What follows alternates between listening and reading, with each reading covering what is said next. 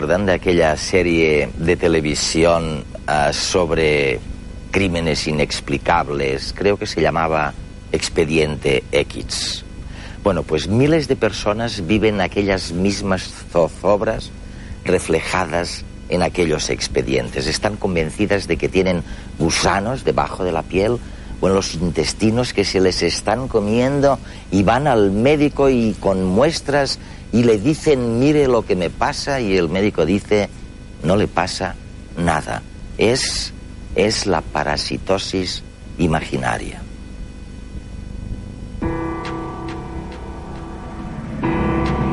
Los microorganismos han sido capaces de adaptarse a la inmensa mayoría de ambientes del planeta. Y el cuerpo humano es uno más de esos ecosistemas que han conseguido conquistar. De hecho, nuestro organismo está totalmente invadido por bacterias. Superan en número a nuestras propias células. Diversas comunidades bacterianas han fundado sus colonias en diferentes zonas de nuestro cuerpo. Y se han constituido así verdaderos ecosistemas con características particulares.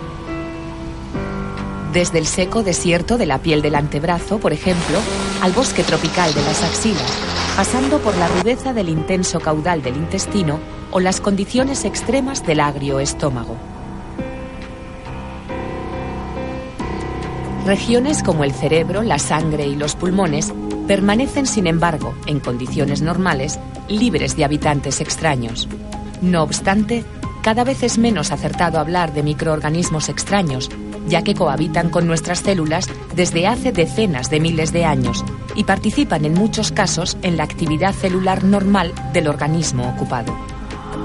Se trata, para la mayor parte de microorganismos, de una situación de simbiosis, donde el hombre, como huésped, y el microorganismo, como colonizador, establecen una relación de provecho mutuo que se convierte con el tiempo en imprescindible para ambos.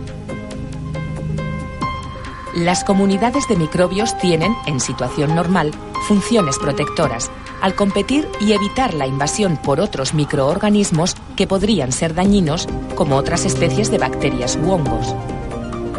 Ya en el primer frente del organismo, en la piel, residen de forma permanente o transitoria numerosas bacterias, hongos y parásitos. Se alimentan de células muertas y de grasa dérmica y forman un segundo frente contra infecciones bacterianas, además de participar en el equilibrio químico de la piel. En algunas zonas del cuerpo tienen funciones claramente fisiológicas, como en el colon, donde hallan un ambiente acogedor y tranquilo, con abundantes recursos energéticos disponibles durante largos plazos de tiempo. Simbiontes, comensales y parásitos conviven en nuestro organismo. Todos tratan de hacerse y mantener su rincón de vida, unos con el esfuerzo de enfrentarse a las defensas del huésped, otros con su aprobación. Y es que no sería mucho decir que es necesario embarcarse ahora en el segundo proyecto Genoma Humano para conocer mejor a nuestros habitantes, es decir, a nosotros mismos.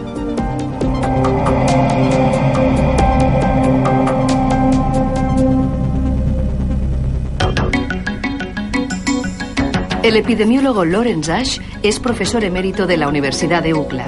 Su larga trayectoria como investigador ha estado marcada por la patología parasitaria, siendo en el panorama actual un experto mundial en estos grandes estrategas, los parásitos. Millones de parásitos, más de 1000 tipos distintos de gusanos, de bacterias, nos están comiendo en estos momentos a ustedes y a mí la carne. Y la verdad es que solo miramos los efectos. Una irritación de la piel, el sistema inmunológico que se nos viene abajo, pérdida de memoria, pero en realidad no nos damos cuenta de que es uno de los problemas de salud más importantes de los que tenemos que afrontar. Porque solo se analizan los efectos de los parásitos. ¿Por qué la gente solo mira los efectos y no intenta erradicarlos? Bueno, esa es la cuestión. Y es cierto que los parásitos son la causa principal de muchas enfermedades. La gente no se da cuenta del gran número de parásitos que viven en el intestino, en la sangre, en el hígado, en los pulmones, en muchos lugares diferentes. Y todos estos parásitos tienen ciclos de vida muy interesantes. Es sorprendente pensar cómo se las arreglan para vivir en la naturaleza. Resulta que una hembra parásito en el intestino suyo o el mío pone un huevo o pone huevos. Y estos huevos, bueno, los expulsamos fuera defecando, por ejemplo. Y entonces estos huevos contaminan el suelo. Y luego cuando va alguien y riega sus verduras, sus plantas con suelo contaminado, estos huevos se quedan en las verduras y estas verduras las comemos y se van a nuestro intestino de nuevo. Y allí empiezan su desarrollo de larva y yo no sé por qué misterio, se lo preguntaremos al profesor Ash, pasan al pulmón y del pulmón pasan a la garganta. Y de la garganta vuelven al intestino y luego de otra persona. Pero, oye, ¿por qué diablos van al pulmón antes de la garganta y luego de nuevo al intestino? Es muy interesante. Has descrito este ciclo de vida casi perfectamente. Pero cuando la gente se traga los huevos que hay en una lechuga o en el agua, la larva en el intestino, antes de convertirse en un gusano adulto, tiene que sufrir una migración del intestino al hígado, luego a los pulmones y después de 7 u 8 días vuelve al intestino y se convierte en un gusano adulto. ¿Y por qué no se queda en el intestino desde el comienzo? Porque durante la larga historia de la evolución de este parásito, se adaptó a un solo anfitrión.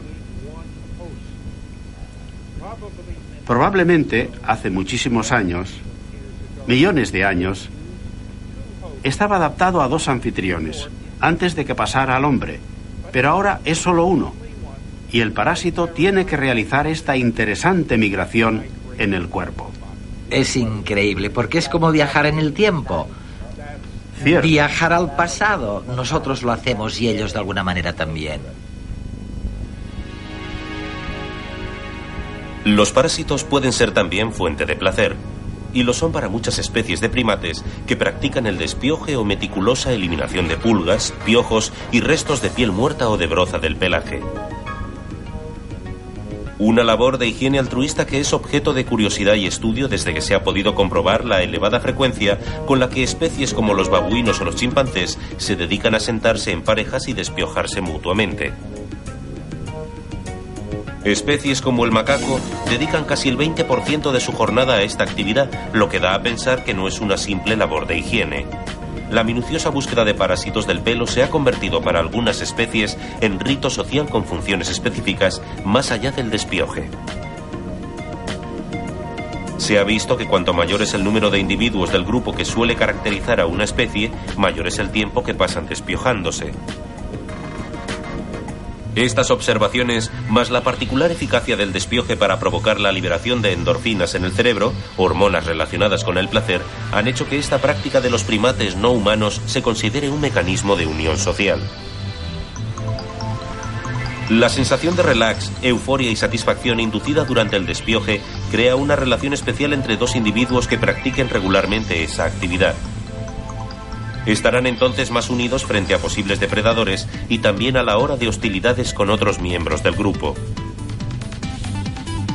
Cuanto mayor es el grupo, más necesarios son los comportamientos creadores de vínculos sociales y eliminadores de tensiones. Y el hombre no se queda fuera de esta norma. Su forma de vida en grandes grupos de individuos le ha obligado a establecer un método más eficaz que el despioje para reforzar las relaciones entre individuos. La conversación, en especial la charla social. El gran desarrollo de su cerebro y la aparición del lenguaje lo hicieron posible. Un solo individuo puede conversar con varios y no únicamente con su partener de higiene. De hecho, mientras que el macaco o el chimpancé pasan el 20% de su tiempo despiojándose, nosotros pasaríamos el 20% del nuestro interaccionando con el entorno social, concretamente conversando. Larry, escucha, aquí dice tapeworm. Es la tenia. Es terrible, desagradable. No me atrevo ni a mirarla, ¿no? ¿Qué diablos hace este animalito? No es tan pequeño. Puede llegar a medir hasta 13 metros en el intestino. En el intestino. Y continúa. Proviene de comer pescado que no está bien cocinado. En el pescado hay un pequeño gusano que cuando está en el intestino se desarrolla hasta convertirse en un gusano enorme. ¿Sabes? Cuando miro lo que tú estás haciendo desde fuera, ¿no te parece que con todas estas heces, gusanos, estas cosas, ¿no te parece que tienes el peor trabajo que se puede tener en el mundo? Bueno, hay algunas revistas y diarios que dirían esto. Pero para mí es un trabajo estupendo. Todos los parasitólogos disfrutan con su trabajo porque los parásitos son fascinantes. Su ciclo de vida, su efecto sobre las personas, sus adaptaciones biológicas para vivir sin problemas, es fascinante. No tienen cerebro y, sin embargo, son una maquinaria de supervivencia fantástica. Sí, pueden vivir durante mucho tiempo. Algunos pueden vivir en el intestino hasta 30 años o más. Es posible que los gusanos no tengan lo que nosotros reconocemos como cerebro, pero sí que tienen un sistema nervioso, lo suficiente para sobrevivir.